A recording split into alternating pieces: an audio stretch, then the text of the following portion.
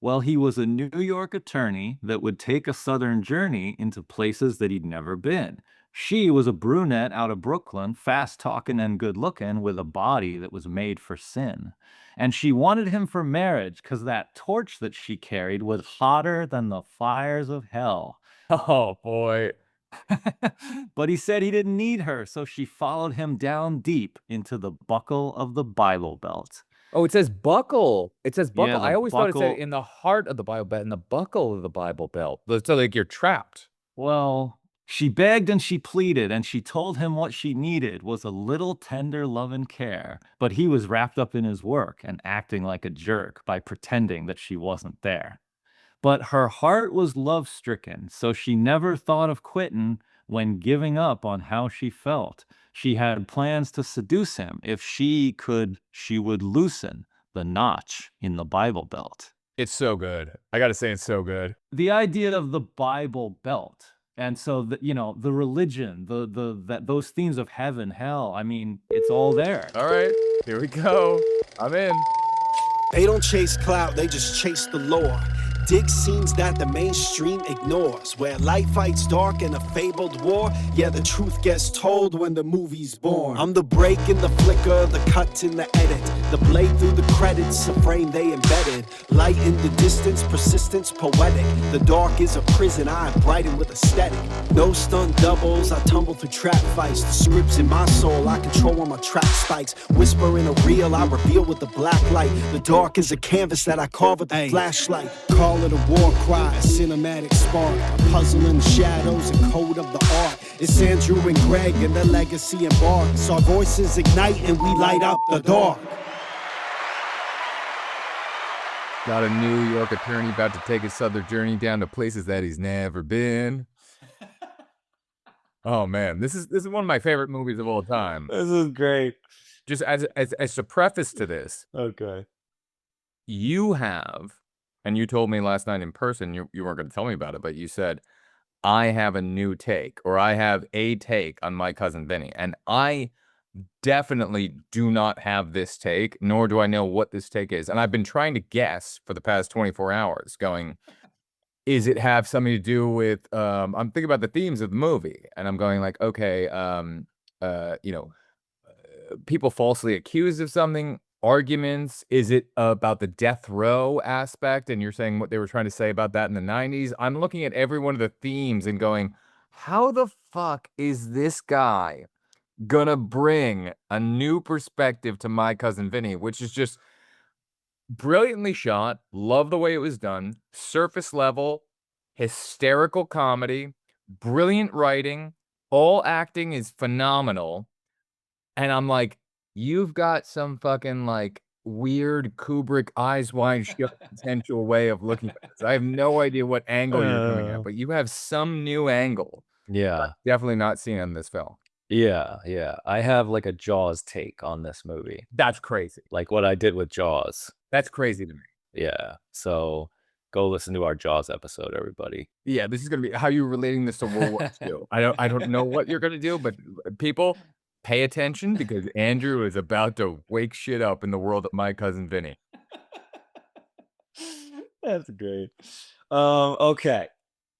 So I watched this movie. So the funny thing is, you and I just were texting. We mentioned My Cousin Vinny. It came up that we both happen to love it. We both love it. Yeah. We didn't have it on the schedule, right? And you said, "Gosh, we got to talk about this one."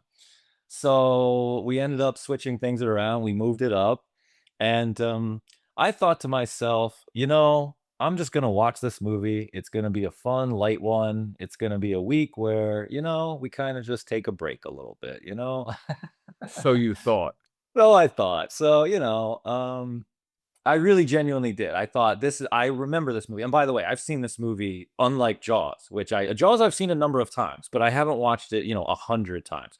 But My Cousin Vinny, I've seen it so many times. I mean, similar to you, I probably can't quote the whole movie, but I can probably throw some quotes at you.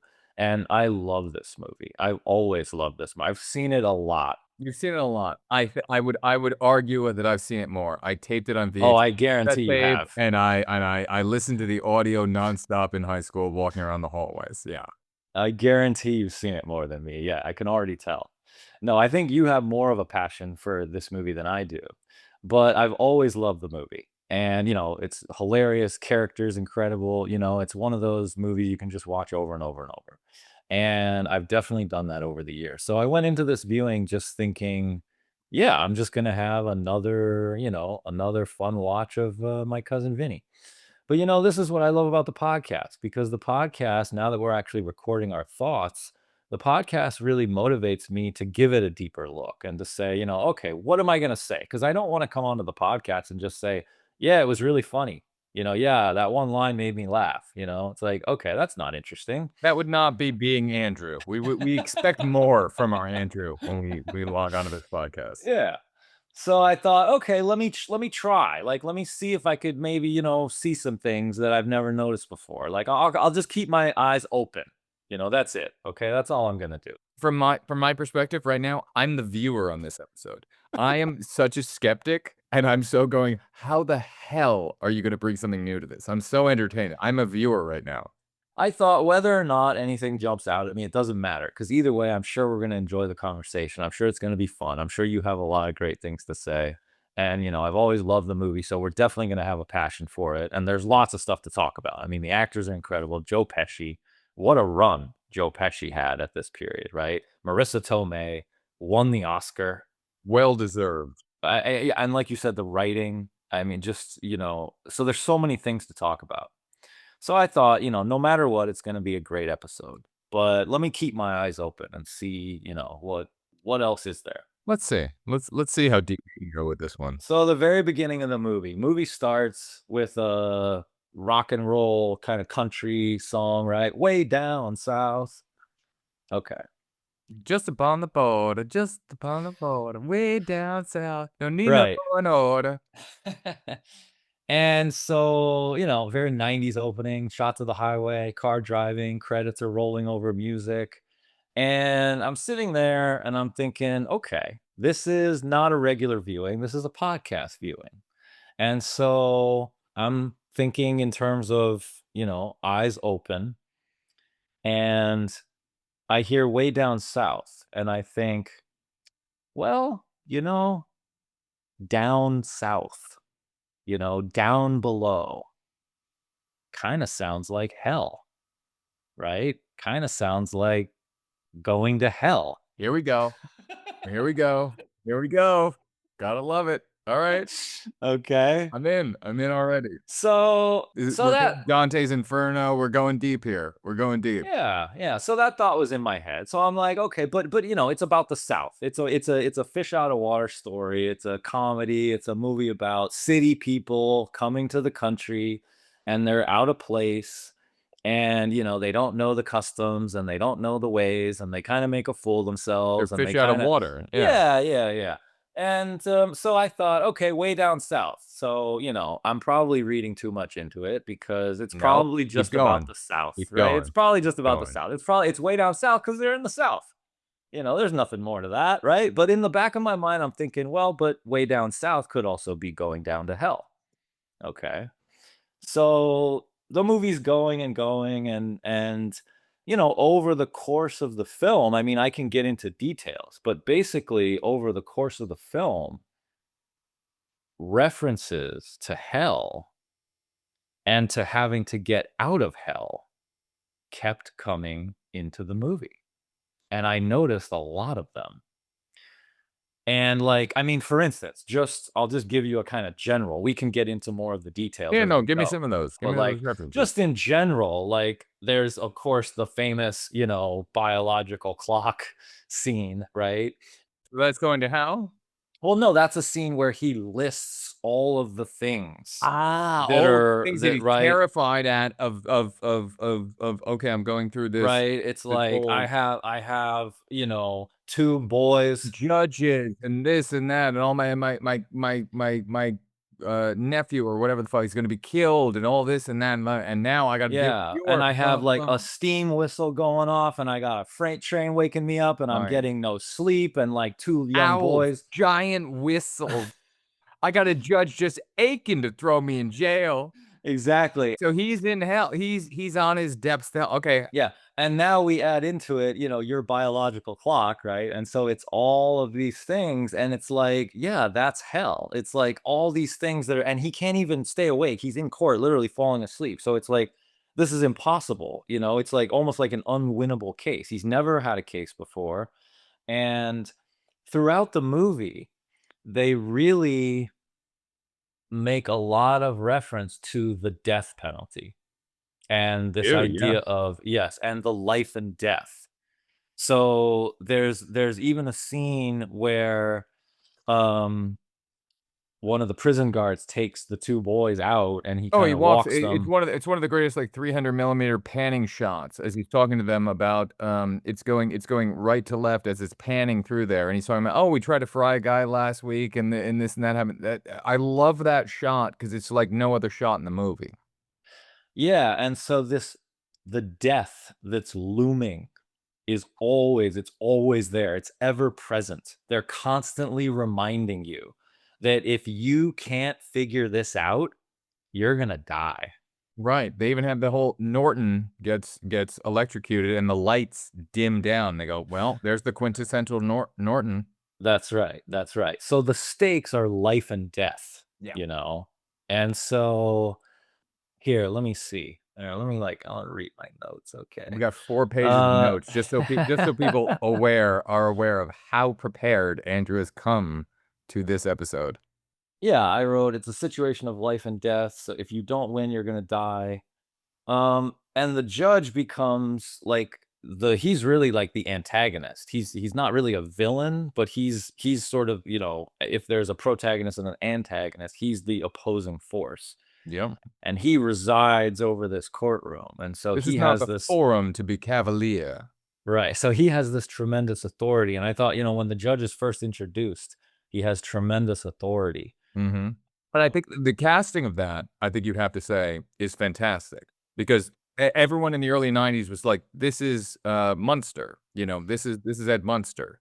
This is, a bigger than life force, and now he's playing the role of, "I am in control of everything here." And Vinny is the guy who's the antithesis of that control, and he's trying to keep this guy under control the entire film. Yeah. And by the way, so the opening of the movie, I love just the opening. It opens with the two kids, Let me go to the sack of suds, the yeah. sack of suds. And it's basically like a 10-minute sequence where it's them. And Vinny doesn't even come into the movie until about the 12-minute mark. And so, but he's really the main character. So the main character of the movie, it's like a little bit of a wait where you have your little inciting incident sequence Right. that lasts for quite a while. And it's very funny. And that sets up everything, though. Oh, yeah. Visually, well, I think that whole opening, that 12 minutes that you're talking about prior to Vinny coming in, it sets up the car, they cut to the tire of the car, they showcase all of everything, and then Sack of Suds comes into there, and we have this great crane up shot. I think this director, visually, he's using a crane throughout this movie so much, and in a really good way.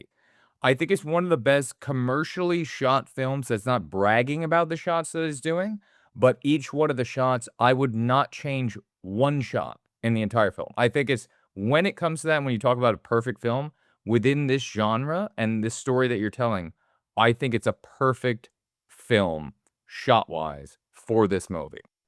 That's a great way to put it. Yeah. Beautifully directed. Beautifully. It's not distracting at all. No, I mean, it's a fun comedy movie, but it's also an Oscar-winning movie.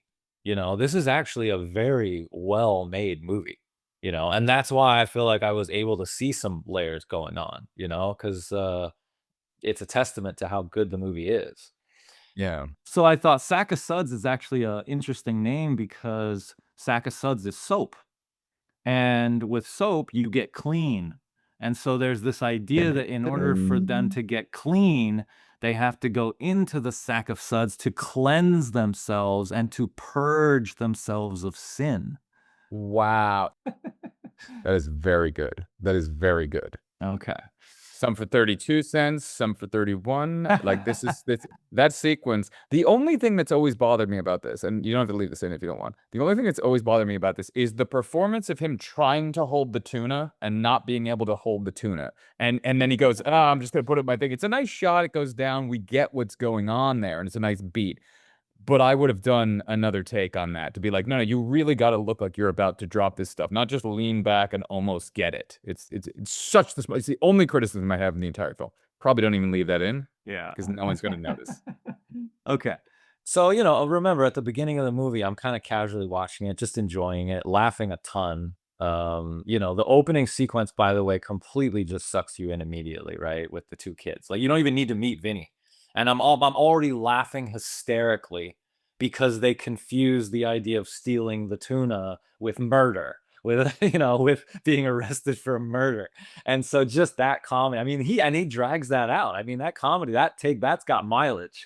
It's so good because both of them are playing off each other, and the one character is sitting there being like, I can't even believe like they're talking about he's like they don't execute for shoplifting. Like, you know what I mean? Yeah. Like he's on one level of this. He's like, no, you don't understand.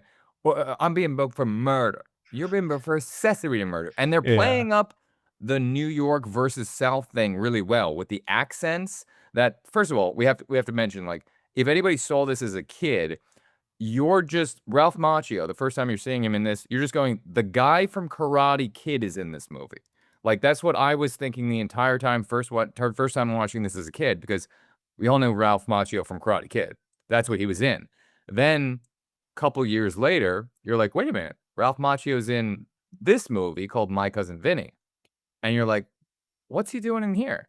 He's just the Karate Kid guy because he was in Karate Kid 1, 2, 3. Like, it's just fucking, nonstop all you knew from him, besides The Outsiders, which I didn't catch till a little bit later. But it was the Yeah. Karate Kid guy is in the movie with the guy from Goodfellas. Like, that's what this movie was to me as a kid. Yeah, the fish out of water part is hilarious immediately. And I actually just went down to Mississippi for a film festival for a screening for my short film. And I had a great experience. And I'd never been to the South before at all. Really? And so, yeah, so this was my first visit. Oh, it's great. And I was really excited. I was It's like, great okay, there. I'm gonna eat some grits, I'm gonna do Southern things. And I'm kind of more of like a New York City kid. And I thought, but I'm a people person. I love all people and I could talk to anybody, I feel like. So I was As excited. I long was as it's like, not you in 2004, yes. yeah, yeah. Okay, I'll rephrase. Now I'm a people person. There we go. There we go. A- And so I was really excited. I was like, you know what? I'm gonna go down there. I'm gonna have a great time. And I did have a great time. But I thought, like, I'll fit in. Like, I'm gonna fit in great. And I didn't realize how city I was until I went there. Because Hazel and I went there together, much like Vinny and Mona Lisa Vito, right? Much like them. Oh, that's great. You're also not just a city guy. You went from New York and then you lived in Cali for a couple years. So you are like coast guy. Yes, and the two characters in this movie, these two boys, they're from New York, but they're going to UCLA. Right. And the camera at the beginning does this like camera move down onto their Under their college books, book. under their Yes. books in the back of the that first of all, just think about that shot for a second. Like that crane shot, this is what I'm talking about, him doing crane shots is really difficult. And especially in a movie like this where you're just like, oh, let's just pan by as the car goes by. All those shots in that opening are very intricate, really well done, filmed shots. Yeah, like you said, they're setting everything up Yeah. in like big, and you don't realize it, of course. And they care. Like you're Yeah. looking at this going, this director cares about the opening and it makes you care about it. When that car comes over and he's holding that shot and it goes over those 3 mountains and it's coming through and the timing of the music works out perfectly, like I think he's really setting the tone to go, pay attention. I care about the making of this movie and you should care about this movie too because I'm not phoning this in. Yeah. So they're really setting the stage of like coast guys, that these are not country guys at all. And you got the thick New York accents. One of them's Italian, the other one's Jewish, quintessential New York. Quintessential Gambini. And they even have that funny moment after they finally, realize the misunderstanding, and they're on the phone and they're saying like, it's the South, they all sleep with their sisters, Well, he's talking to his mom, and I think that Yeah. scene is great because that shows his comedic timing because you never hear the mom on the phone. "Hello, ma. We're down here in Yeah. Wazoo, Alabama, ma." I always thought that beat was great when he's like, "Murder, ma," because she Yeah, asked, yeah. "What did you get booked for?" Right? That's where it's like the Abbott and Costello thing a bit. It's Yeah. pure comedy of "Ma, no, we didn't do it, alright?" And he's doing the New York Yeah. accent, like, really deep in there, and they're playing that up and setting that in really well. Yeah, yeah. So I'm laughing hysterically at immediately before Vinny even comes in. And Hazel, this is one that she did not look at her phone at during the viewing of this film. Yeah, especially when Vinny and Lisa get introduced, because I was just howling hysterically and saying, "This is a movie for you, Hazel," because we went to Mississippi and we both had a great time, but, she's from China, and so Chinese food is huge with her. Oh my god, and she goes, And they "It's like actually the have the Chinese line, food." "How's your Chinese food?" And then she goes, "I bet the Chinese food here is terrible." And I just was, like, turning to Hazel like, "Oh my god, it's like they made this movie for you." For her, yeah. Yeah. Why you keep asking about Chinese food? Don't you realize they got no fucking Chinese restaurants around here? And, yeah, so just enjoying it, but, like, I have this hell thing in the back of my head, because 'cause I'm like, the way down south idea, so, and it's 2 kids who get arrested for murder mistakenly, by the way, Yeah. which is a very hellish experience, okay? I do wanna talk because I know you're gonna jump right over the sack of suds. I Oh, know you're gonna okay. keep going. Oh, okay, go ahead. What I love about the filmmaking of this movie is because I really do love the filmmaking of this movie. I think it's brilliant. The one handheld shot that they have at the opening is when you go, "Oh my god, they killed Jimmy Willis. Who would do such a thing?" That's a one-shot handheld shot that goes through that entire sequence there, and it's a very distinctive handheld shot doing, like, maybe what you do in early '90s going, "Oh, we're seeing cops being filmed handheld." Now the police are arriving in this first sequence here, and we're having this woman who's giving a great performance going, "Oh my god, somebody just shot Jimmy Willis. Who would do such a thing?" And all of that shot is handheld, and it stands out to me in such a big way because I think that this movie is shot so deliberate. Definitely, yeah. You know, let me cross myself here, but I'm saying it's Kubrick level for this type of For movie. this type of movie, for sure, yeah. I really think it's beautiful.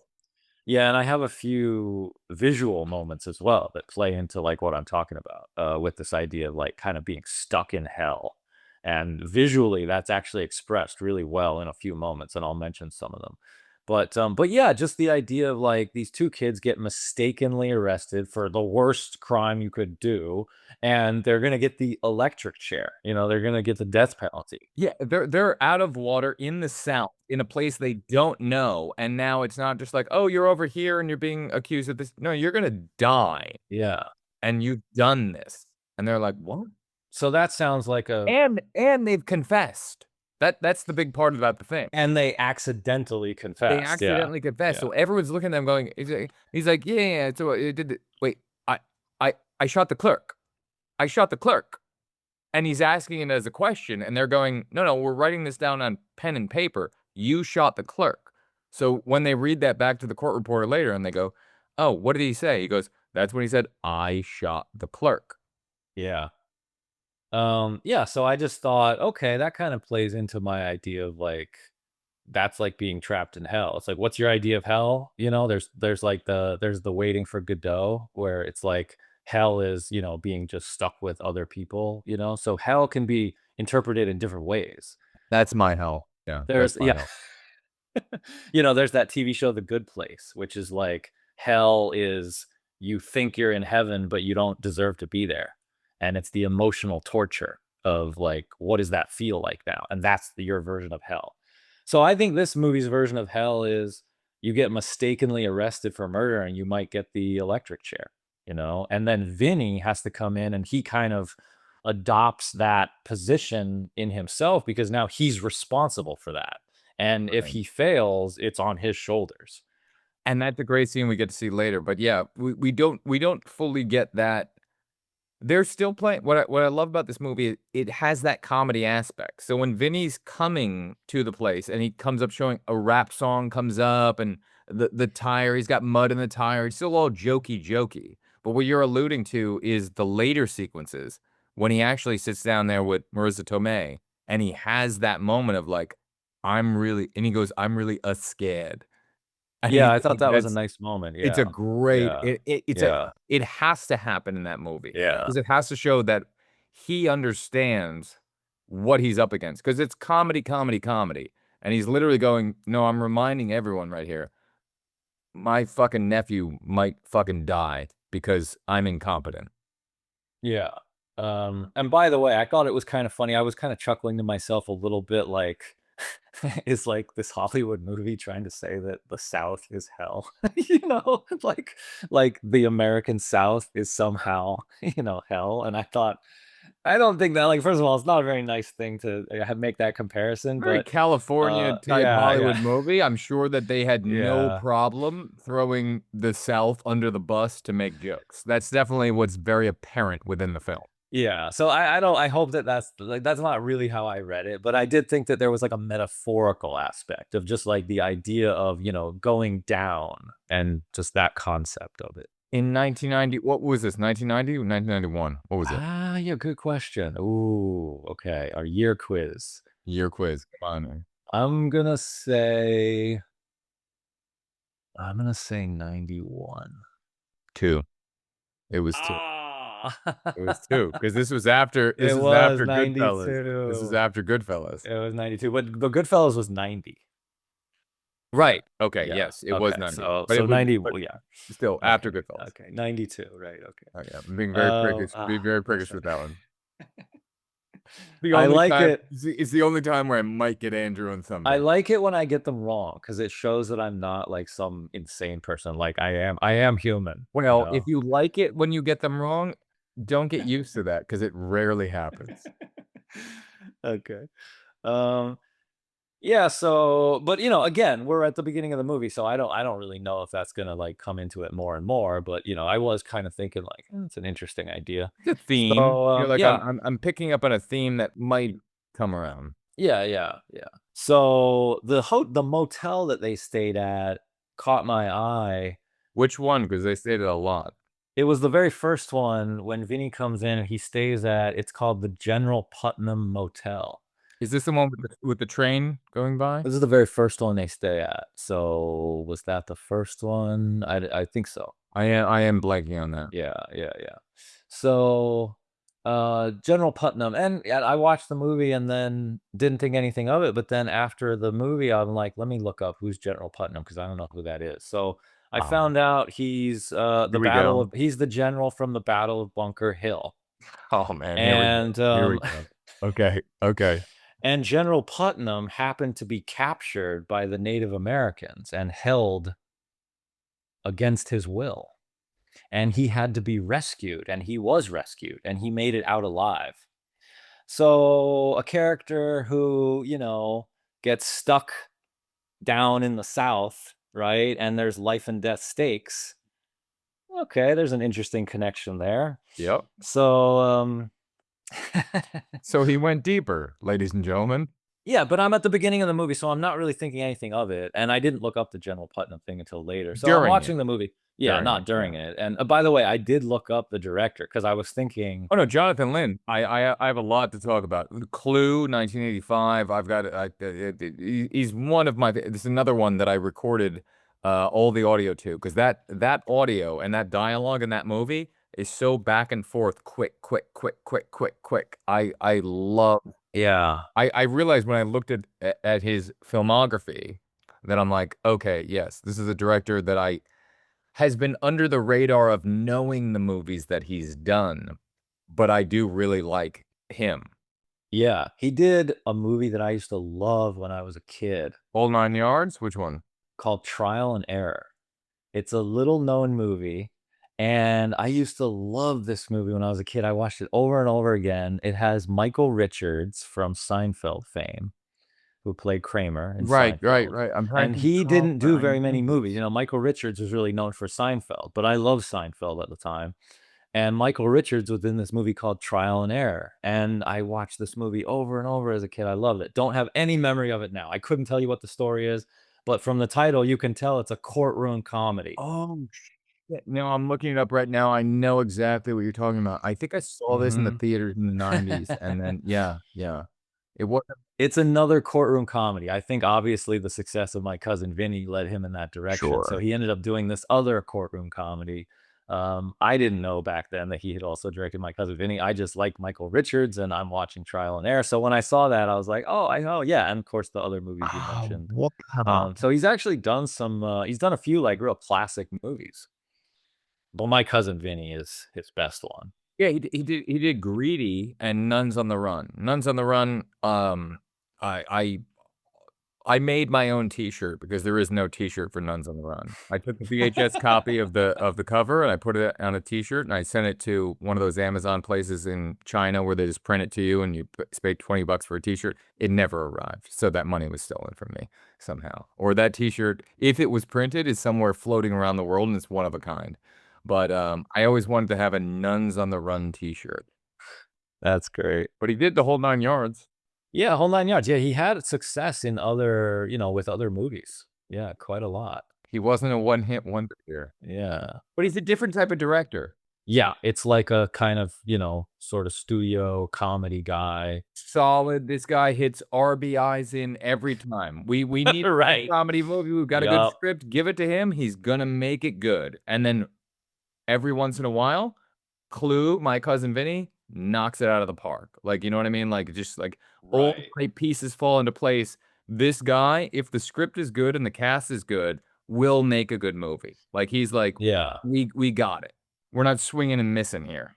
Good way to put it. He's your solid RBI guy, not a home run hitter, but sometimes he'll take a big swing and he'll knock it out of the park. Knock it out of the park, but he'll Yeah. never miss. Like, there's Right. not like you don't look at his filmography and you're like, "Oh my god, there's 6 bombs in a row." Like, he doesn't have that going for him. He's That's either gonna true. make you a really decent Very movie, true. or he's gonna knock it out of the park. Yeah, yeah. He's very consistent. Yeah, and, I noticed too that there was a scene after Vinny is introduced. He's sitting at like this kind of outdoor sort of picnic table looking thing with Lisa, Oh, that's and they're outside of the eating some jail. You're talking food. about outside of the Okay, jail. yeah, yeah. They're like sitting at a picnic table and they're eating some food and they're talking about the situation. He's talking about the carburetor. He's talking Yes, about the carburetor. the carburetor. And I thought to myself, there's a kind of parallel between understanding the mechanics of things. Oh, here we go. Here we go. Here we go. Yep, here he is. Here he is. He's back. Understanding the mechanics of the law and then understanding the mechanics of an automobile, right? And what does it take to get out of hell? How do you take all this responsibility on your shoulders? And how do you actually get out of this situation? You have to have knowledge of how the mechanics work so that you can understand how to maneuver yourself out of it. Okay. And of course, we know that the car element and the mechanics of the automobile are going to have a huge element later in the movie. And with Lisa's help, right? So her knowledge of mechanics and then his, learning on the job knowledge of the law both end up kind of coming together and they have this sort of mirror with each other. I can't tell if you're a genius or if you would be somebody who would just be David Koresh and convince people to, like, drink the Kool-Aid. Like, because when you talk, I just go, "That is yep, that works. I'm in. You got it. That works. That's brilliant." Yeah, thank you. Sure. I don't know if that's a That's compliment or it's your next uh, calling in life. yeah, yeah. That's no, that's a really good metaphor, though. The mechanics of the car versus the mechanic, because that's what he's trying to figure out. And it's the opposite, where he's talking about she is the car mechanic, right? Here, I'm going to argue Uh-huh. this for you. She's the car mechanic, but he explains how when it drops down the manifold and goes down the thing, and then you're fucked. He's explaining to her in that type of way what the mechanics of that aspects are. She ends up explaining to him throughout the movie of reading the books and actually going through stuff. She explains to him the mechanics of law, which he couldn't get. He fucking took fucking 5-6 times to fucking get through the fucking bar. But she's the one who just reads the book and she's like, "It's disclosure, you dickhead." And she knows all the aspects of that. So I like the fact that you're picking up on the mechanics aspect of that, because mechanic, car, mechanics of law. That's a very good. Yeah. Never picked up on that.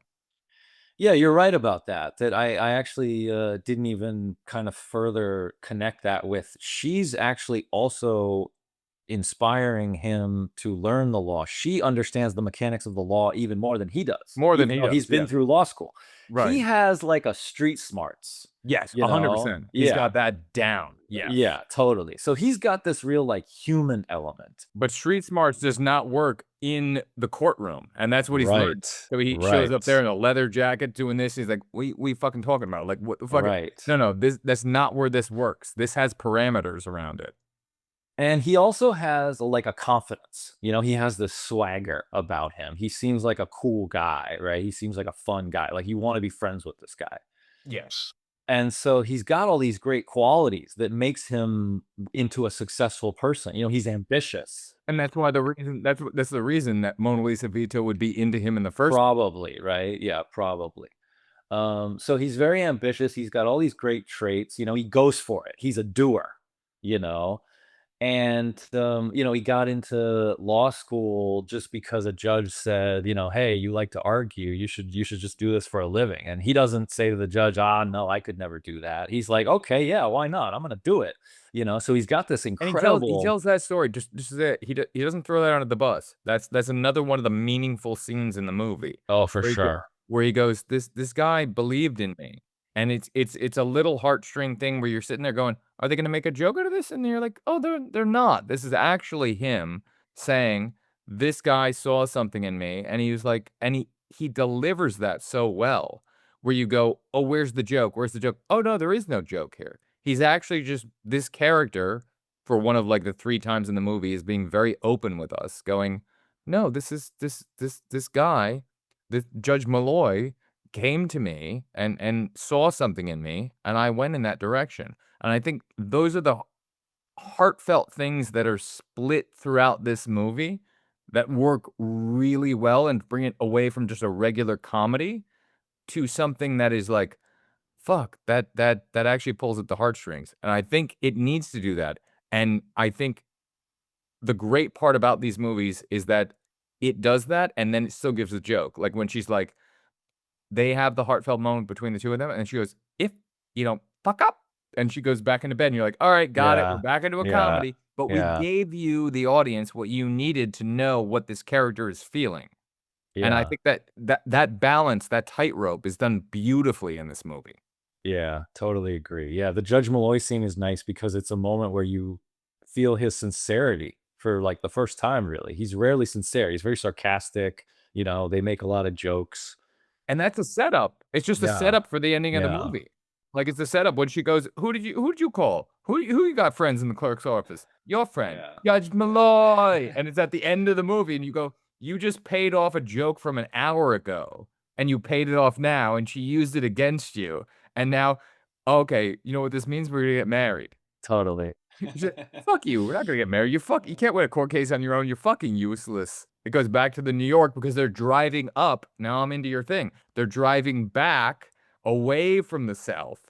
And then the real hit up against each other comes like, "I'm not fucking marrying you. You're fucking useless." Yeah. Yeah, so they are, he's got the street smarts, he's got the ambition, he's got the drive, but he doesn't have that book knowledge. It took him 6 times to pass the bar exam, not for me. For me, 6 times was the charm. Right? So, he needs her. He 100%. needs her. Yeah. Yeah. Yeah, it's like together You know, we just did an episode on Superman where I said Superman and Lois, you know, they need each other. They're together. It's like they love each other. It's like they're this duo. You know, Superman's a hero, but he needs Lois Lane. And here, And he Vinny, can't win this court case without Mona Lisa Vito. here you go. Right. So they really need each other. So this is a through line that's going to go all the way to the ending that you're talking about, which, you know, we'll get. I have some things I want to say I know. about I'm that, but sorry. I'm throwing I'll the wait. movie Yeah, beginning it's to end. okay. I'm going all over the place. I think this should be the episode I'll where wait you till the don't end. try to order this and you just let it go. So, okay, going in order, they do I love the scene where they argue about the faucet, Oh, it's great. The right? drip. Yeah, The the drip. torque, Yes, the the drip. torque. Do you twist it hard enough? Yeah. And that scene, I thought it's kind of fun because, you know, he's this lawyer. They set up how, you know, he's like good at arguing. And the flirtation with his fiance is arguing. You know, that's their foreplay. Before they have sex, they argue. And that's how they get into, you know, get in the mood. And she wins that argument. In the end, He gives in. he gives up. He gives up. He Yes. goes, I guess the fucking thing is broken. Like, I'm I guess I'm noticed gonna that fuck too. you Yeah. now because you won the argument. Like, it's so good. It's so good. Well, it's like he loves her because she's so smart. Right. You know, it's He like doesn't he they're doesn't give up to all of his other little things that he can throw at other people, and they just go, "Oh, okay. You have this, you have that." She right. sees through all the bullshit. They're a perfect match for each other, right? Perfect. Yeah. In more ways than one, you know. Yeah. They're a love match and they're also this competitive arguing match. So yeah, and they actually kiss at the end of that scene. So that scene is foreplay. Oh, yeah, no, they fuck. We cut away before they fuck, but Mhm. they have sex that night. Yeah, so I thought that was interesting how that's how they get in the mood is they actually argue and it's a debate and it's not just an argument by the way. This isn't it's actually not an argument. I call it an argument. It's actually not. It's foreplay. It's a foreplay. playful debate. It's actually like who can prove their point the best. Right. You know, so it's this little game that they play with each other. And that's going to come back at the end of the movie, of course. When Okay, they're doing so it in front of the courtroom. that's right. So I'm gonna get there. So I thought there was this interesting, like, well, anyway, I'll get to the end. No, go. I'll You get have it to here. the end. I thought there was this interesting. You're onto something here. You Well, have there's like a sexual element Oh, because it's yes. like the building, right, of the, you know, the feeling of, you know, and so we're building to a climax essentially, right, over the course of the film. So Very that's true. another element to it that she wants to have a baby. And the kind of metaphor for the creation of the baby is the court case. You have to win the case in order to have the baby. And how do you have a baby? You have to orgasm. And the whole movie is this slow buildup and an eventual release that's going to lead to a baby. And this is why we have a podcast. Got it. I see. I see. The whole court case is the metaphor for the orgasm, which is the birth of the baby. Got it. Okay. Yeah. And, you know, yeah, because when they're Okay. doing their foreplay, they're literally arguing as if it's a court case. Okay. Okay. Right? Yeah. Okay. So, I also loved the element of the magic trick. This Oh, idea this that whole case is an yes, illusion. It's a yes, magic trick. It has to be an illusion because you're innocent. yeah, Nobody pulls the wools over the eyes of a Gambini, especially this one. yeah, yeah, that in the middle of the movie, you know, the other guy, Oh, what's his the name? stutter guy from Stan, right? Stan is his name? Oh, Yeah, Stan. No, Stan is the yeah, the sorry. friend. That's the other defendant. Yes, right, exactly. Billy is Ralph Macchio. His name's Billy. And then Stan is the friend, Stan Rothenstein. She then the corporate says Rothenstein. It's like it's Rothenstein. Yeah. Played by Mitchell Whitfield. So he, of course, gets scared and he says Vinny has no idea what he's doing. So he wants to hire the public defender. So they go through that whole sequence. And I love that the big part of that was that the way that Vinny convinces Billy to keep him on the case is he says it's an illusion. So again, this kind of plays into like the themes of like you're in hell, how do you get out of hell? It's like you have to be able to see through the illusion. You have to understand the mechanics, you have to know how things work, and you have to be able to see through the illusion. And they actually do a whole description. Billy says, this magician Alakazam, and he says Vinny saw through all of his tricks. You can't fool, and you just said the quote. You can't pull the wool over the eyes of a Gambini. Okay, so a lot of I think like this idea of kind of being in hell is the idea of being blinded, that you're kind of like powerless, that you don't actually know. You don't know how to get free, but if you have the knowledge of how to break free, it becomes possible. Yeah, and you actually nailed it though right there, because when he's talking to the other lawyer, we realize that Vinny knows how to do magic tricks. He knows how to bullshit people. He knows how to do that. But he doesn't know what you pointed out, the law. And that's what she points out to him, because he goes out on the hunting trip and he's like, he offered to give me all of his files. She says, sure, I'd like to get a look at your files. He didn't know all of the cards that he was holding. He didn't know that he could just pull the magic trick of going, wait a minute, hold on, wait a minute. I'm playing in a different thing. I'm not playing in street smarts right now. I'm playing in law. I'm playing in this area here, and there are rules there. So if I ask for certain things, I'm going to get certain things. And that's when you get to see him motivated once he starts to understand those rules from Mona Lisa Vito going, I actually read the law. Now I'm going to tell you what the law says. He goes, wait a minute. You could have a list of all his witnesses. You could talk to all his witnesses. You're not allowed any surprises. And he goes, wait a minute. How many different levels of thickness have you gone through? He goes and he questions everybody. He finally understands, wait a minute, these are the rules of the game that I'm playing in. Now I can use all of my powers of persuasion underneath the context of this thing called law. And now I'm seeing the matrix. I know what I can do. I know how I can use my strengths within the rules that are provided. Because the whole first half of the movie is him not understanding a goddamn thing and being thrown into jail because he didn't get the rules. So he didn't know how to apply his strengths to the rules. It's a very aspiring type thing going, once you understand the rules of the game that you're playing, you know how to put your strengths in that direction. And then you see him just flourish. Yes, yes. And I think that every single time he gets a leg up on the case, it's because of Lisa. 100%. Yeah. 100%. So every single I time. think that's why Hazel likes the movie. So I love the moment in that scene where he explains the magic trick, right? Because you're innocent, like you said, right? I love that that's a key element. He believes that they're innocent. He knows they didn't. He knows they're innocent. He believes. So again, the idea of like, how do you get out of hell? You have to have faith. You have to believe. That's where it starts. You have to believe something stronger than the idea that we're stuck here. Oh no, my life sucks. I'm gonna be trapped here forever. So this is Christopher Nolan Batman. You're climbing out of the fucking Yes, climbing out of the pit. fucking pit. That's Yeah, right. yeah. How do you climb out of the pit? You have to believe that you're capable of climbing out of the pit. And you have to not use that rope, and you have to just go That's for it. right. You have to take a leap of faith. Yep. And that's what he says. Indiana Jones Part 3. Yes. We're And gonna that's get what there. he says to Billy, is that I believe that you're innocent. That you should hire me because not only all the other stuff, but it's because I believe in you. I know, because you're innocent. Right. That's right. And and then the very next scene is the guy there's this little subplot of the guy who owes him $200 and he's trying to collect for the whole movie. Oh, I love it. I'm so glad you brought it up. Yeah. Yeah.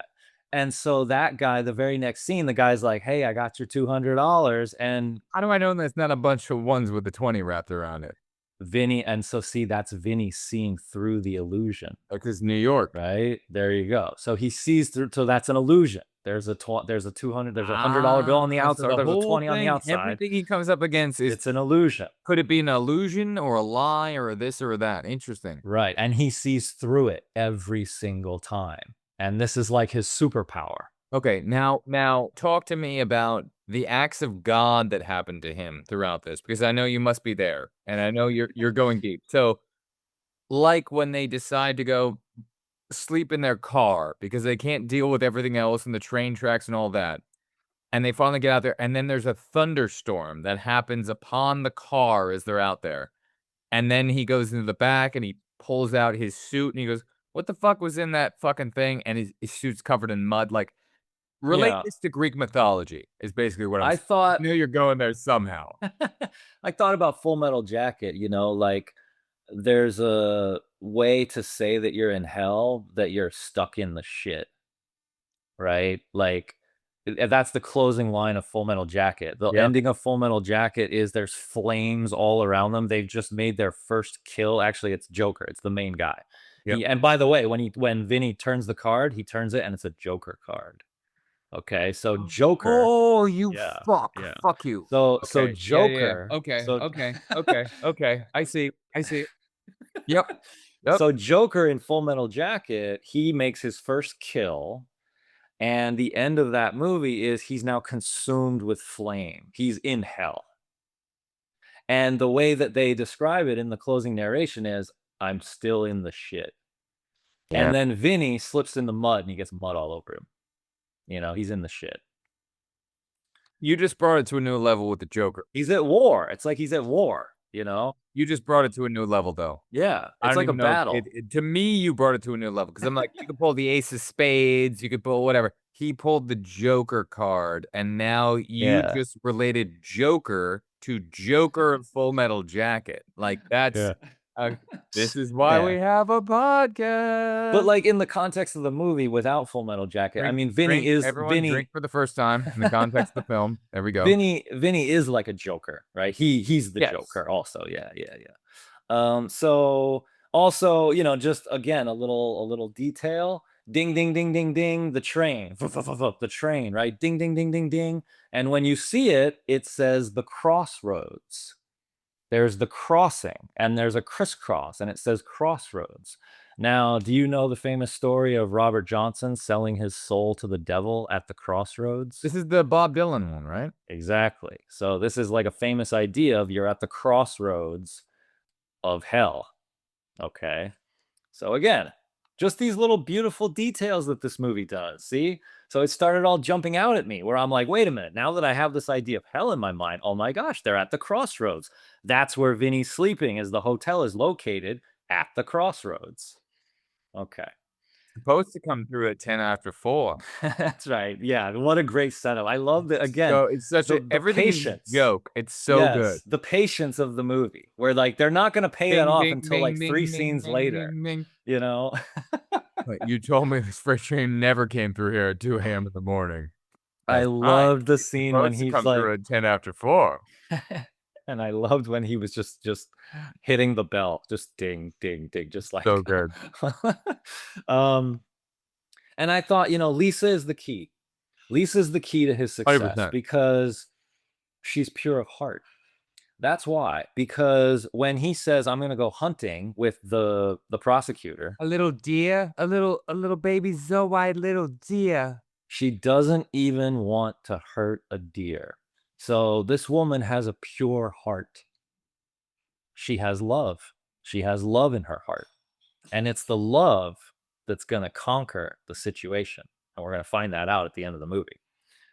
The speaking of that prosecutor, by the way, I just want to give a shout out, played by Lane Smith, It's who fantastic. played, yeah, Fantastic. who played Perry White on the Lois and Clark, The New Adventures of Superman TV No show in the idea. 90s.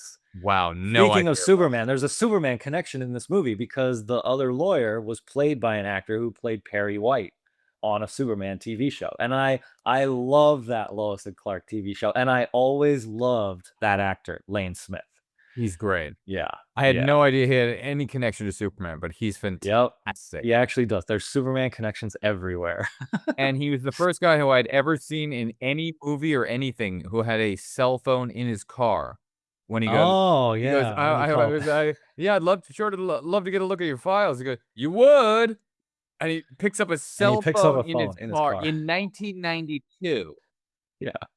in 1992, I'm sitting there as a kid. I'm fucking 10 years old Yeah. going, "What? What is Yeah. happening? This man has a phone in his car.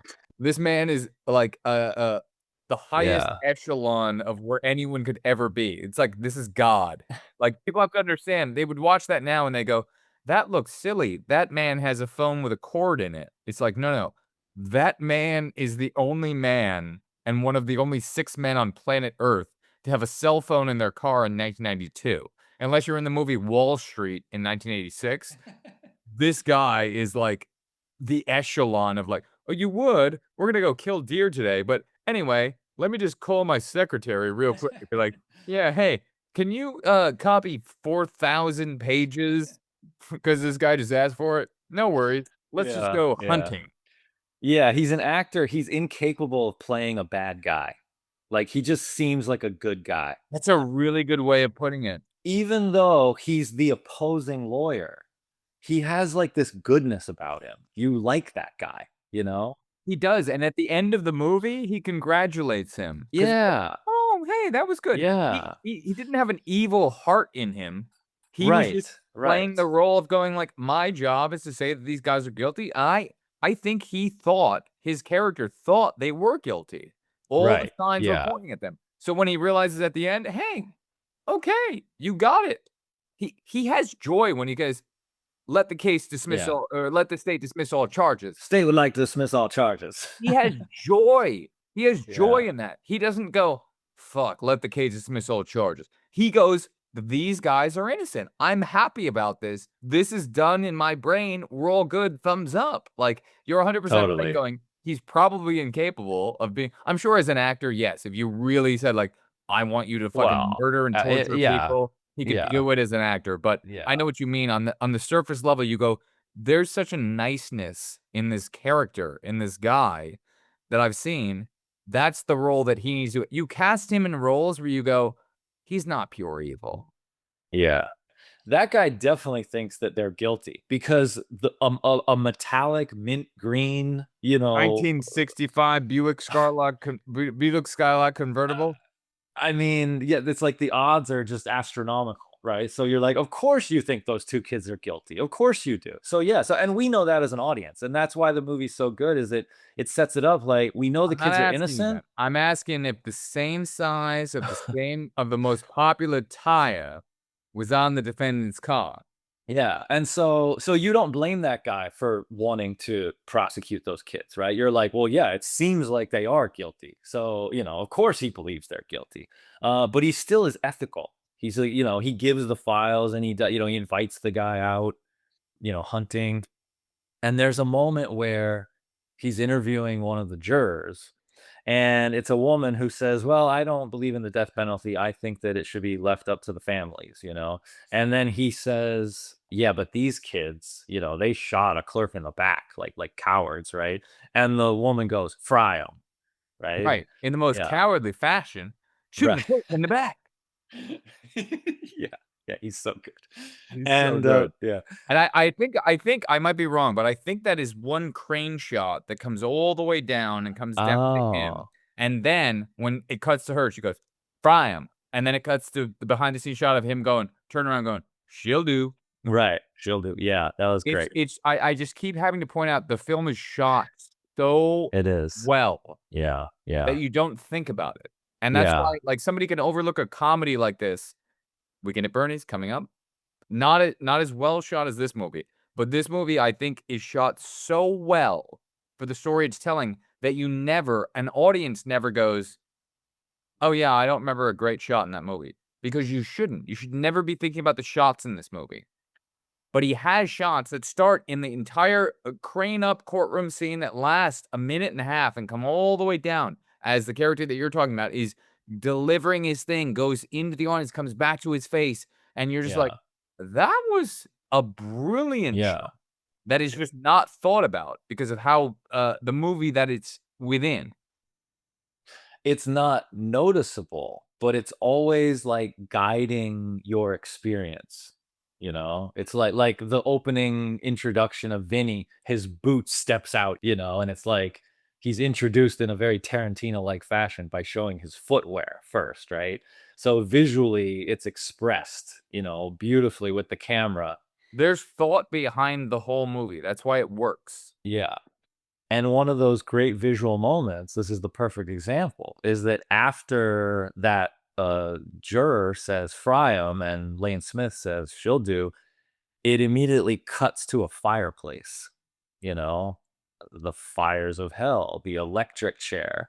Okay. I don't remember this. Wait a minute. What fireplace is this? I'm not. That's a great question. What fireplace is it? It's the fireplace in the judge's chambers. And the camera then moves over to the judge and it goes to his hand and he's holding a cigarette and he takes it to his lips and he takes a drag on the cigarette. And I thought, oh my gosh. Is this when he's playing chess? Yes. And then he has a chess set in front of him. And I thought to myself, oh my gosh, the judge has the fires of hell behind him and he's literally holding fire in his hand in the cigarette and he breathes fire like a dragon, you know? And and he's playing chess and this is a game of life and death. It's like playing chess with death, Yeah. Here we go. like Ingmar Bergman. Here we go. Yep. No, we're going deep. We're going black and white. Yeah, we're going That's deep. right. That's right. The famous image of, the knight playing chess with death in The Seventh Seal. This is the deepest podcast about My Cousin Vinny ever. We've finally crossed the echelon. So I thought this was great because I said at the beginning, the judge is introduced as very much so like the antagonist. He's kind of Right. like this very intimidating authority figure who's presiding over the court. And, he has this fire behind him and he breathes it in, out of his mouth. And he's like a dragon who needs to be slayed. You have to slay the dragon in order to get out of the pits of hell. All right, so Jonathan Lynn is now 82 years old. I just looked it up. He was born in England, so you probably have you okay. probably have some connects there. Okay. I think we need to send him this podcast. Yeah. We need to get him on the podcast. The judge who's the dragon, you have to slay a dragon. You can also tame a dragon. And I would say at the end of this movie, the Tame judge. dragon the way that Mona Lisa Vito is taming Vinny. Yeah, I would say at the end of this movie, the judge is tamed. He gets tamed. He's softened. They soften him through the process of the film. What's nice about the judge's character is I think he was very open to Vinny in the very first scene. The scene where he's talking to him the very first time, and he's going, "This is not the forum to be cavalier." And he's talking to him. He's going, "I'm treating you as an equal."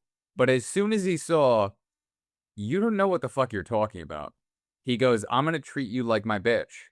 And that's what happened until the end of the movie where he goes, my sir, you might be like this and you might have that, but you're one Right. hell of a trial lawyer. And he gave him the respect at the end. So That's right. what I liked about it was he gave him respect until he lost the respect. And he lost the respect almost immediately because the judge considers like, you don't know anything about law or trial law and you're fucking an idiot. And he goes, okay, well now you're down here. I'm going to treat you like this.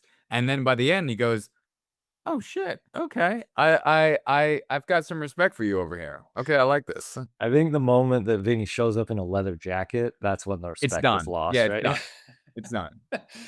And in that scene with the chess set. What do you mean by this outfit? Right. Vinny knocks over the chess set. So you're playing a game, of a game with death, and he actually knocks over the whole chess set. So he's making a mess of this whole situation, literally and figuratively. Making a mockery of the courtroom. Yes, he's making a mockery. But I also thought the way you could interpret him knocking over the chess set is not only that he's making a mess of things, but also the fact that actually he doesn't play by the rules. Vinny's actually not going to play a game of chess with you. He's going to lie. He's going to manipulate. He's going to kind of squeeze in the in-between spaces. He's going to New York you. He's going to New York it in a very New York fashion. He's going to bend the rules and he's going to knock the chess set over and say, I'm not going to play the game with you. And by the end of this movie, he actually starts to turn the tide. There's like this turn with the judge where Vinny starts to get the upper hand. It's the scene where he interviews the woman who had to go through the 10 pairs of glasses, and then the judge said, let the record show that he's holding up two fingers. Your Honor, please. Exactly. And then the judge is like, oh, sorry. And that's when the judge is starting to make mistakes now.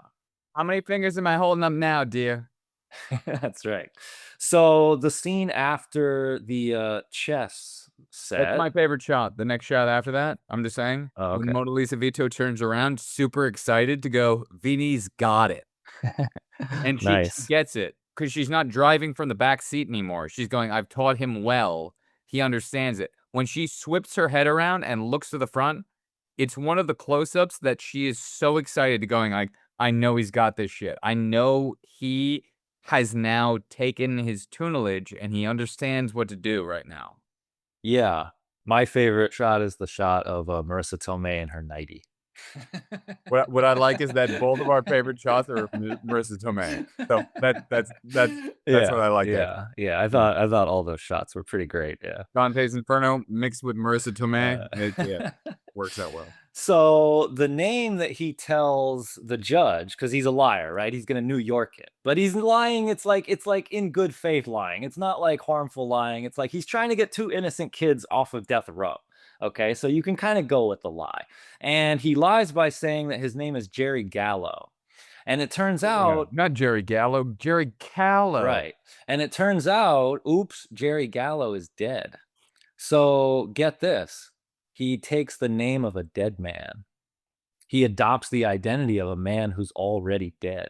All right. How is this? This is Dante's Inferno in some way? Yeah, he's walking in the underworld. He's walking in the land of the dead. He's walking in hell. Okay. Right? And he takes on the name of a dead man. But Gallo also is like the gallows, like death. Hanging. There you go. Exactly. Brilliant. That's brilliant. But it turns out that the name is actually, that he says later, he changes it to Jerry Callow. Now, Callow means... Oh, here we go. Callow is a word. This is why we have a podcast. Callow is a word. Callow means something. Callow is a young person who is very inexperienced and immature. And that's what he is, right? I mean... So he switches his identity. He said, at first I'm a dead man, but no, I'm actually not. I'm just someone who doesn't know any better. I'm just very inexperienced. And that's how he saves himself. All right. That's okay. Brilliant. Okay. I'm there. I'm in there with you. Okay, so now we get to the great scene, the famous scene, the biological clock. My biological clock is ticking, right? Now, in that scene, I started to really see the connection of the life part of the death. So you have death, but then, of course, the flip side of death is life. And she wants to have a baby.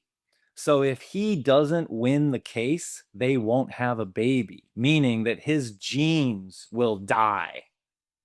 He won't be able to live on. His genes will not be able to live on. She says, we're running out of time. There's a ticking clock, like the ticking clock of life to leading toward death. Stamped her feet on the fucking wood. Yes, you can literally hear that clock ticking, courtesy of her. And so the stakes of the movie are not just the two boys that he cares about. It's his personal stakes, is that he wants to have a baby with Lisa.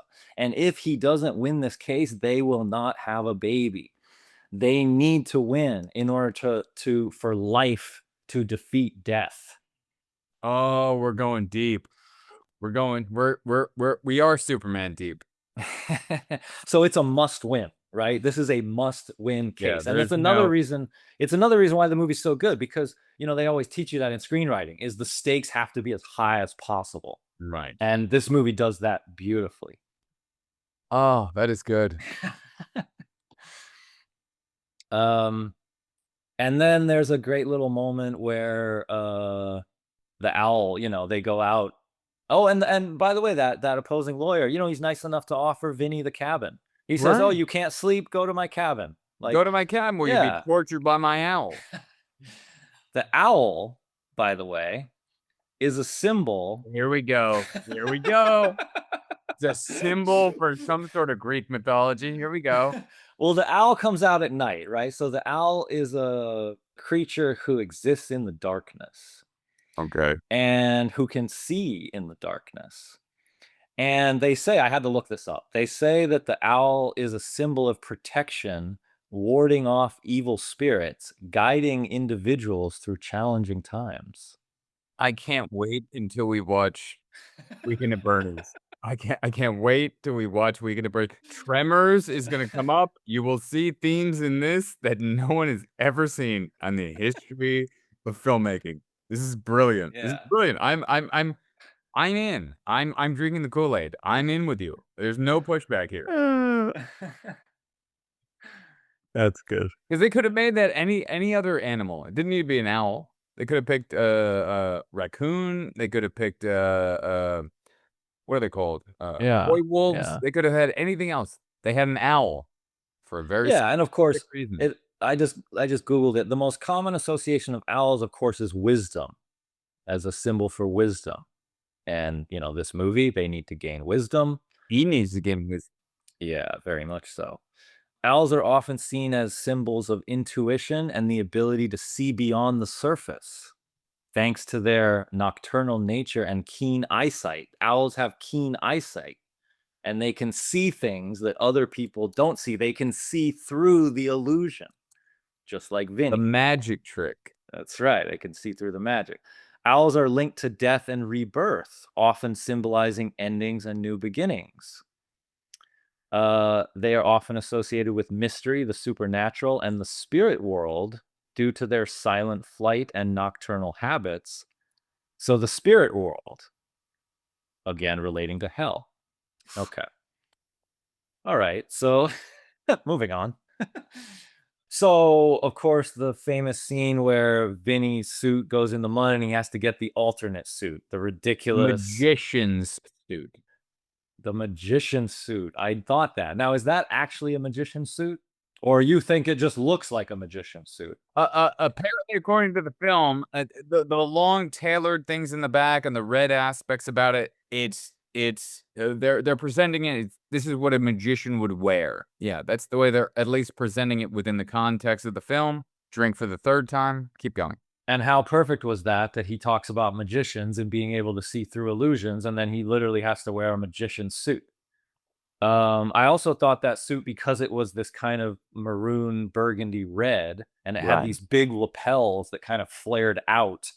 I also thought about the suit that Lloyd, the bartender, wears in The Shining. Oh, here we go. Another It- Johnny connection. That's Okay. right. That's right. A Shining connection. Of course, The Shining could probably be read as a metaphor for hell as well. So there's also this idea of like the hell in the actual clothing. This is the second Shining connection we've done between these two films as of now. So then there's a scene where the judge nearly finds him out about the lying about the name. And the judge actually has a line where he says, unless by some miracle you can win this case in the next 90 minutes. Magician. Okay. Miracle. Here we go. Right? What do you need to get out of hell? You need a miracle. And that's exactly what happens. And there is a miracle.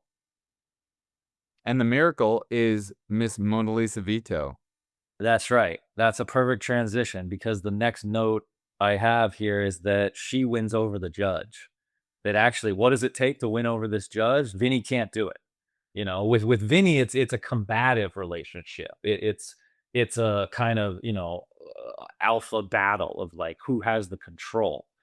And, you know, Vinny starts to sort of figure out the judge. He starts to sort of talk back at the judge. You know, at first he really tries to play by the judge's rules. And then I think there's a moment in the middle where he just kind of says, you know what, I'm Fuck just never, this shit. I'm Yeah. not going to get it right. And so he starts to talk back. You know, the judge, he mumbles under his breath. He's like, yeah, what else is new? The judge's like, what did you say? So there's a I point don't where he know. kind of gives it. Yeah. What did I say? And it's really funny because he actually doesn't know what he said. He's not like lying. He's literally like, I haven't slept. I have no idea what you're talking about right now. So he starts to get the upper hand. He starts to become less intimidated by the judge, but he still can't win over this judge. And it's not until Lisa takes the stand and she's Marisa Tomei. She's a charismatic, she's gorgeous, she's, adorable. And they Hazel actually must have have loved this part. If she was awake at this part and not looking at her phone, she must have gone, "This is the greatest fucking movie of all time." I actually wrote in my notes everyone, including the judge, but I mean everyone who saw this movie fell in love with Marissa Tomei. If you didn't, you're not, you don't have a beating Yeah, heart. You're not alive. and including the judge. And Yeah. so, and even this judge who's so hard and so strict. This judge, when he sits there and he puts 2 fingers to his head and he goes, "So would I." He like leans in like, "Oh my God, what else are you gonna tell me Right, here?" right. When the prosecutor comes up and he's like, "Oh, if you'd like to voir dire the witness," and he comes up there, "Oh, what would the correct ignition timing be on a 19 bucking whatever the fuck he talks about?" And she's just like, "That's a bullshit question. Bullshit, because you don't know the answer." And she comes up with just like, "Okay, we've got an expert here." She's finally like broken down and going like, "Fuck you, motherfucker. I know what I'm talking about." And she has that little like head nod that she does where she's just like, "Yep, go fuck yourself. Uh-huh. I'm New York. I know my shit. Everyone else back away from me." And it's like, "Okay, this witness is good. She's approved." Yeah, and the reason that happens is because of her picture, right? So she tells Vinny, you can interview all the witnesses, you can get all his files, here are pictures I took. She goes around taking all the pictures. Does the defense's case hold water? No, the defense is wrong. So they're really a team. She helps him through the whole movie. She goes and gets that suit, that magician's suit. She's the one that goes and gets it for him. So she's just like completely there the whole time for him. She's supporting him. They are a total duo. Which is why at the end she goes, "No, I'm not gonna marry you. Yeah, You you can't win can't a even. case on your own. You're fucking useless." um, but of course that scene is incredible. I mean, we can just talk about that scene as a scene, and yeah, it's the finale of the whole movie.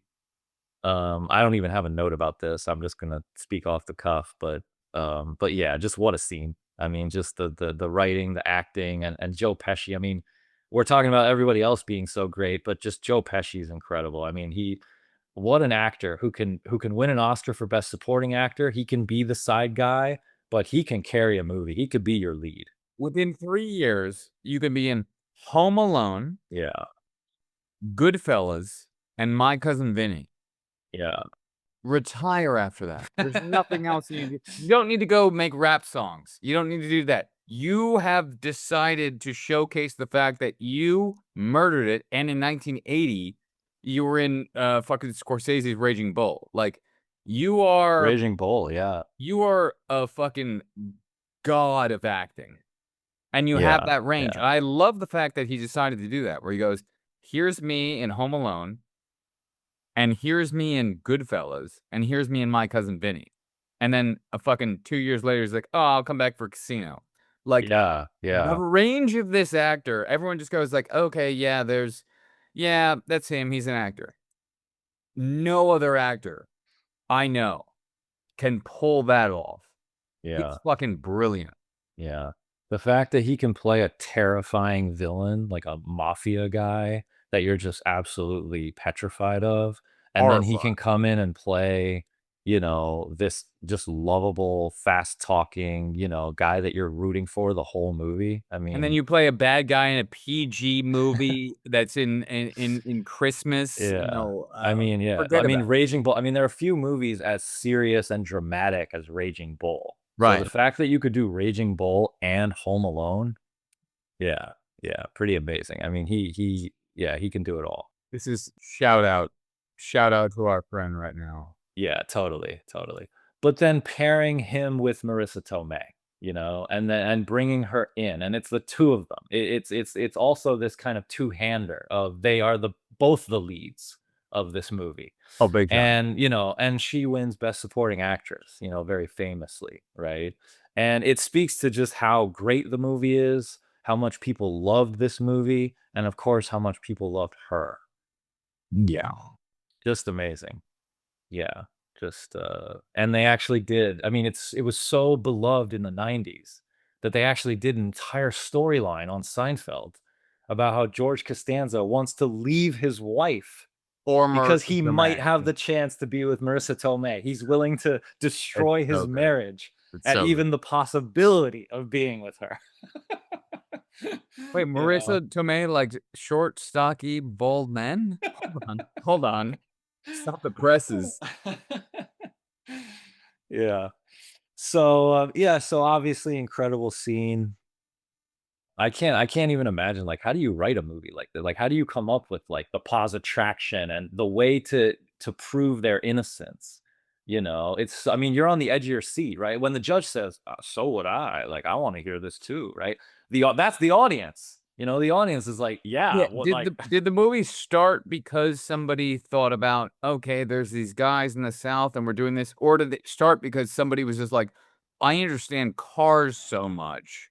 Like, 'cause Yeah, yeah. how do you get from point A to point B? Because it seems so natural in the way the movie's done, but you're thinking like, if I'm writing the script, wait, I go to a car expert and go, "Hey, is there a way that a limited slip differential would not apply power equally to the right and left tire as one went over a curb?" Like, it seems like that would be the nexus for the whole film because it's so detail oriented.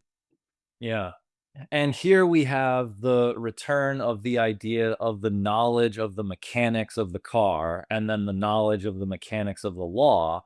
And the way that they prove the innocence is by displaying the knowledge of having a greater knowledge of the whole workings of the whole situation than their opponent.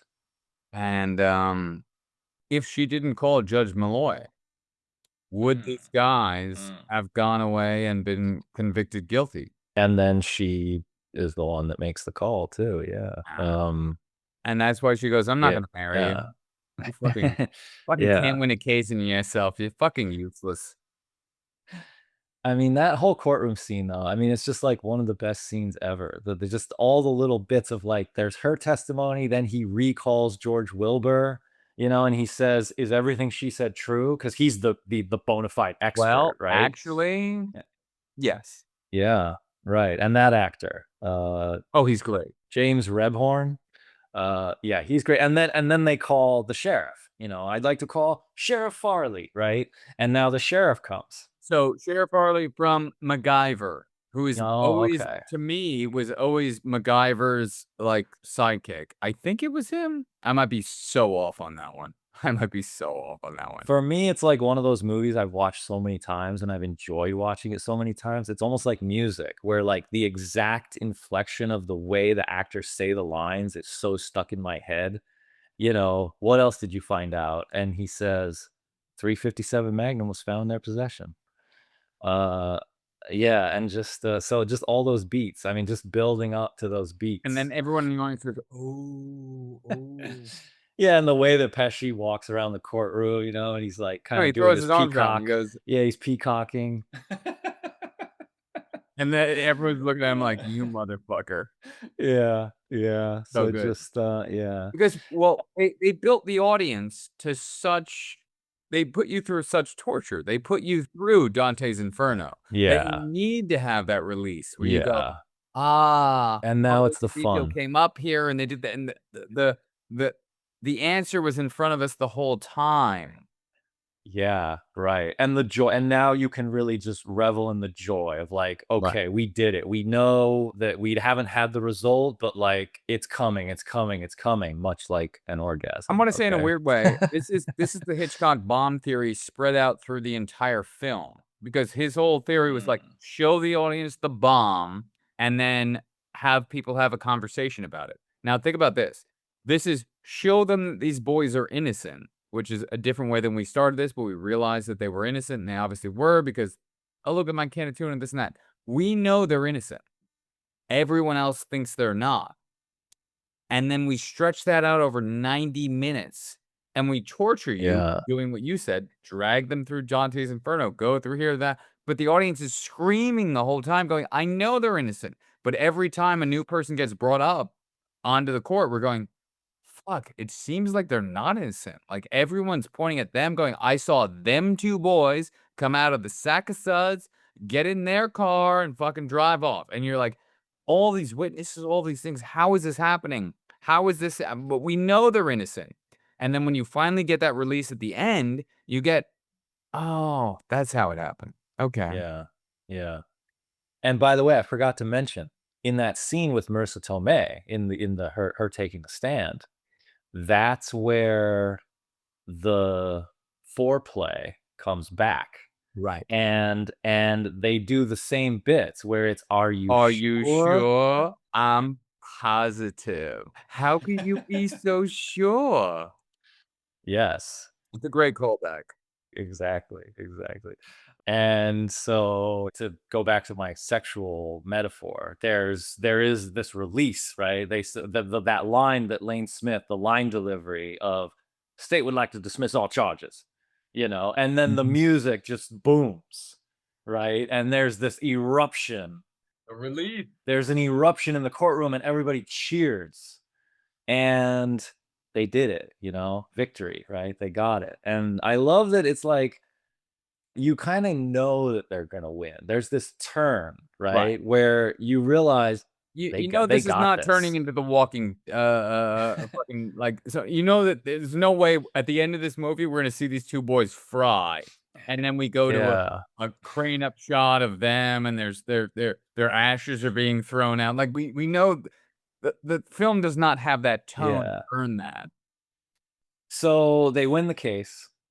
And so then after they win the case, I love, again, so just to really now I'm going to hit this home, this hell metaphor, okay? Here we go. So then he wins the case, the boys get out free, and he says, "I feel like if I don't get out now, I might never leave." Right? So this idea that, like, once you're released from hell, you better get out of there. Or he loves the South so much that he Yeah. knows that if I don't get out now, I will love being here. Well, yeah, that's like a whole. And then the very next line, you said it earlier. And did you notice the last interaction with the judge? The judge says, "You're one hell of a trial lawyer." And he says, "You're one hell of a judge." Now, I'm a judge, he gives him a punch. And he goes, "Oop, sorry." And then, of course, there's the beautiful little wrap up, which is, yeah, that driving scene. And that's where the Judge Malloy thing comes back. And I thought, that actually has great significance too, because the way I read that is that he was able to win this case with the help of Lisa, with the help of everybody else, but it's also because of this judge who liked him back in New York, who took him under his wing as a son. And the reason that that judge did that is because Vinny is a good guy.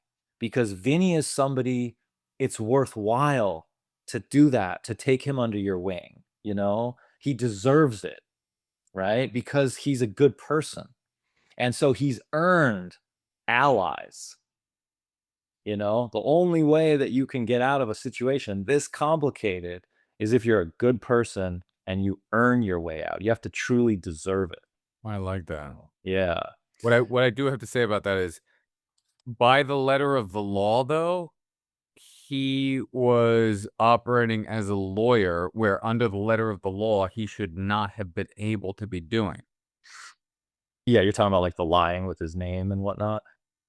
Yeah, I Yeah, mean, yeah, yeah. if we actually look at that, like, you should Yeah, not of have been a course, lawyer, of you should course. not have been allowed to do this, and those Yeah, and that's a weird thing about the law, because if you look at that, you go, "Okay, they would have gotten worse representation."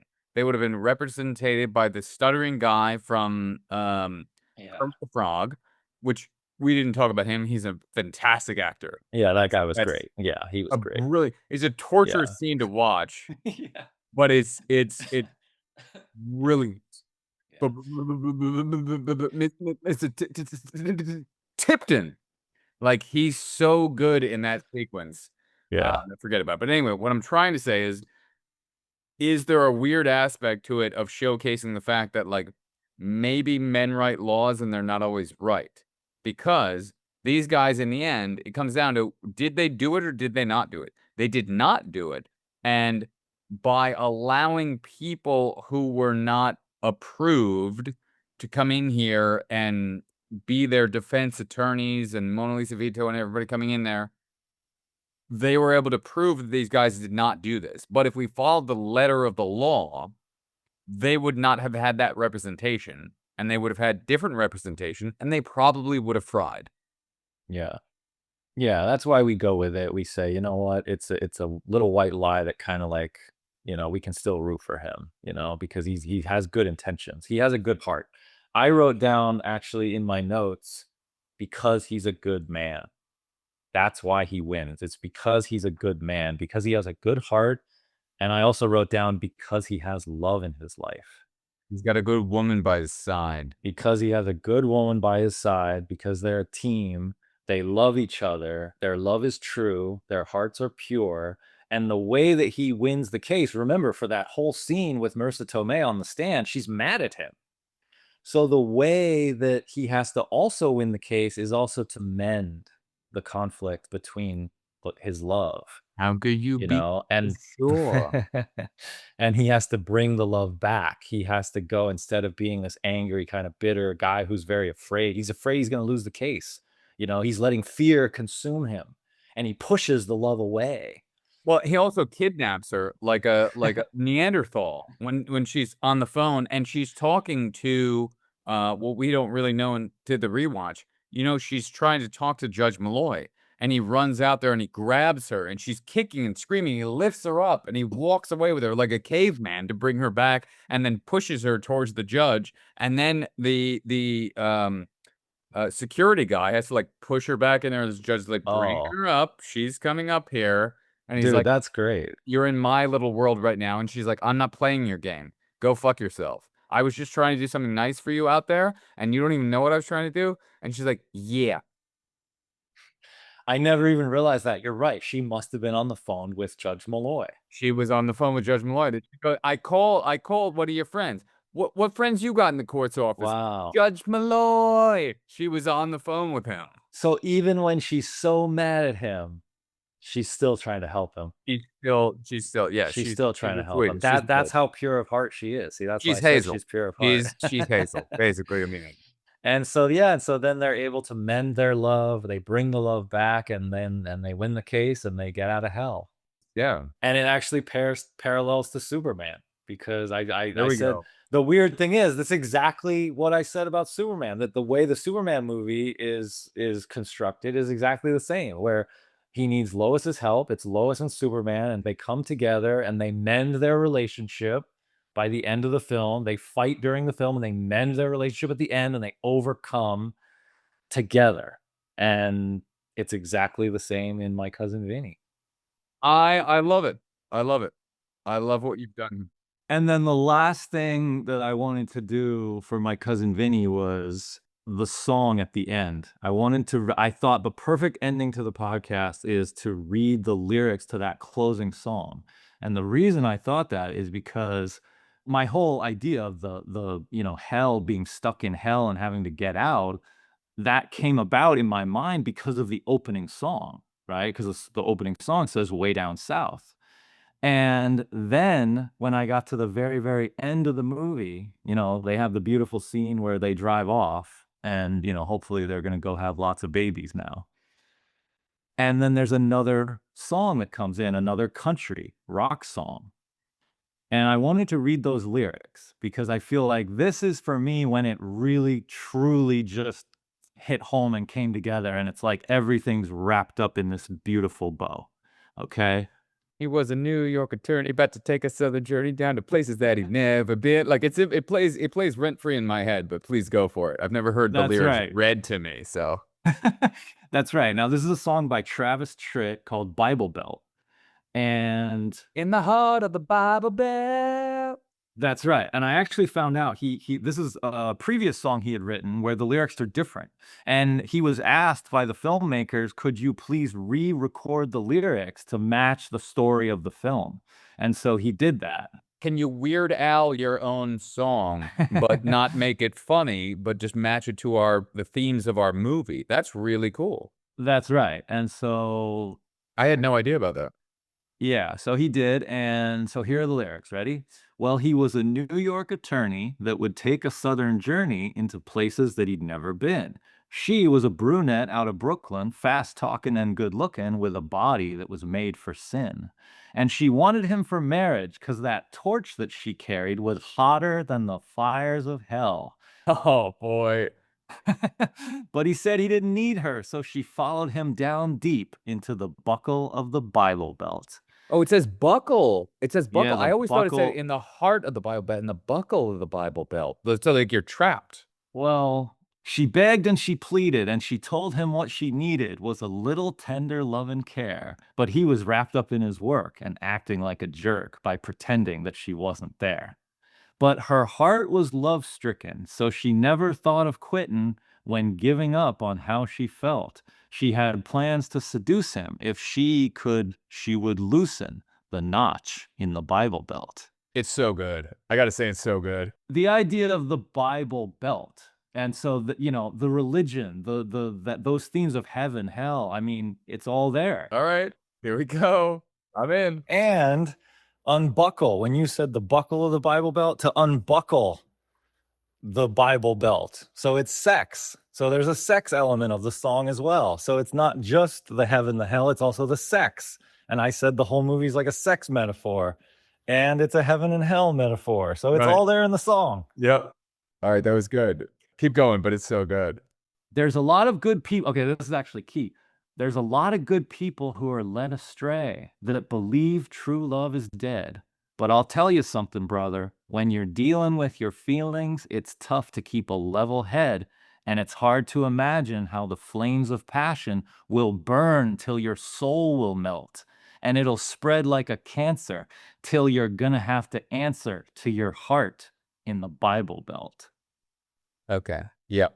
So there you go. So that's exactly what Yep. I said. I said the movie's about love conquering and about having a good heart and being a good person and getting out of those flames of hell and, cleansing yourself in the sack of suds. I 100% agree with you. I bought in. I see My Cousin Vinny on a new level now. I bought in. Your Honor, I rest my case. Okay. Okay. And the state like dismiss all charges. So you got it on that one.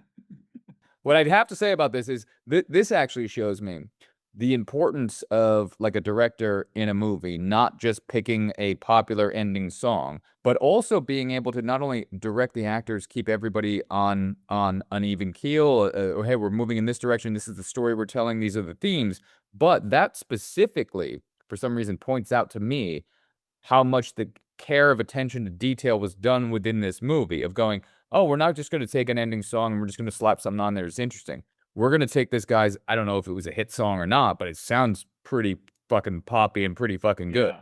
So he's going to go, I'm going to take your song that might have been a 1-week wonder or something, and had a thing. And he goes, now he has to tell that guy, he's not going to tell him every lyric to write, but he's going to tell him, I'm pitching you the movie. These are the themes in my movie. So if there's anywhere within this film to be able to pick up on all the themes in one tight area, it would be that song that he decided to go, hey, you did this song with these lyrics.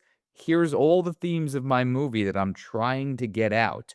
And now you as the artist go run with it. Take all my themes and put them in your musical perfect head and come out with them. And you're probably, not just probably, you are right, but you are right and you've nailed where you're right, which is where in that ending song proves everything. Yeah. That's where it all came together for me when those credits rolled and I was listening to those lyrics and I was like, the whole movie is right there in front of you. The body that was made for sin. That's right. Who would have thought that, a movie like My Cousin Vinny would have this amount of like cohesion to all those elements and, be this smart? I mean, what a brilliant genius movie. It really is. Yeah. It really is. And that's the reason that we can watch that as a movie how many years later? This is 30 something years later, 33, something like that. I don't know.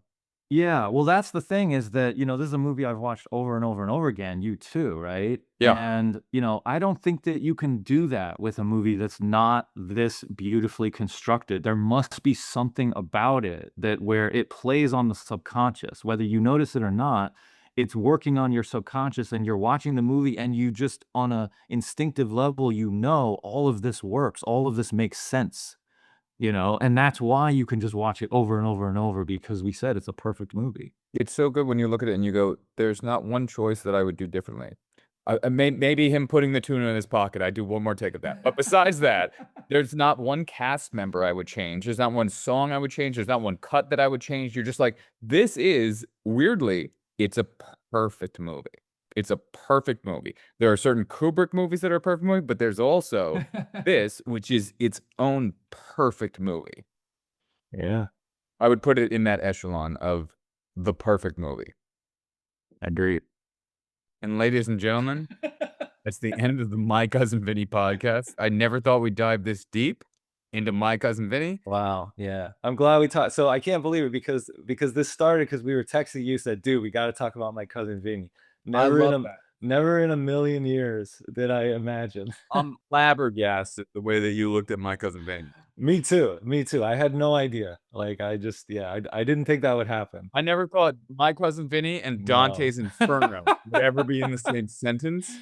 Uh, I really thought I was just gonna go in for just like a fun comedy, and I came out with just like, yeah, amazing. So yeah, I'm glad we did this one. I'm going to now be able to watch this film again through Andrew's eyes. I tried watching it today. I did not see Yeah. Andrew themes going on here, but now I do see. I've seen it enough to know that everything you brought up, I was like, no, that makes sense. That makes sense. That works. Yeah. Hopefully I proved my case. I'm very interested to see when we talk about Weekend at Bernie's. Me too. You're gonna bring some next level shit to fucking Weekend at Bernie's. And I think this is a shout out to Jonathan Lynn, born on April 3rd, 1943 in Bath, England. He's now 82 years old. And I think we should reach out to him and see if we can get him on the podcast. Yeah. He made an all-timer. This is an all-timer. I agree with you. Perfect movie. Ladies and gentlemen, My Cousin Vinny. That was great. Love you, brother. I'm the break in the flicker, the cut in the edit, the blade through the credits, a frame they embedded. Light in the distance, persistence poetic. The dark is a prison, I brighten with aesthetic. No stunt doubles, I tumble through trap fights. The scripts in my soul, I control when my track spikes. Whisper in a reel, I reveal with the black light. The dark is a canvas that I carve with the flashlight. Call it a war cry, a cinematic spark. A puzzle in the shadows, a code of the art. It's Andrew and Greg and the legacy embarks. Our voices ignite and we light up the dark. And Vinny is the guy who's the antithesis of that control. And he's trying to keep this guy under control the entire film. Kind of like a podcast. Yeah, and Oh, you missed that joke. oh, sorry, kind of. Sorry, I was looking at my notes. No, I'm saying you are the judge, and I'm Vinny in this situation. Okay, I don't know if I go that far, but sure. Shit. Yeah. Okay, I can't think of. All right. So,